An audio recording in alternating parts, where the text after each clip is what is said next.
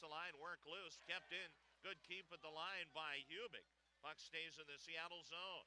South of the midpoint. He'll lift the puck in the corner. Smith picks it up, given a hit by Astles. Elliott over to have a talk, and he and Astles, Elliott and Astles. Couple of tough customers here. Elliott from Prince George and Astles from the Vancouver, BC area. A couple of tough guys here. Both got the helmets off, and away we go. Astles trying to work the right free, and Elliott at 6'5", and Astles at 6'2", comes in with a big right. And another one. And it catches Elliott again. Elliott finally comes back with one of his own. Another big right thrown by Astles. Elliott trying the ragdoll, and Astles stays on his feet.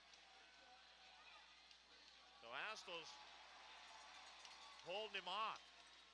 Each got the rights free, and Astles, Elliott trying to save up for one big one. He does get one, and both these guys, I think, are out of gas.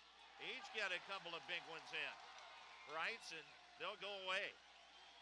A good scrap. Been two good ones here tonight. Everybody okay? So Elliott and Astles.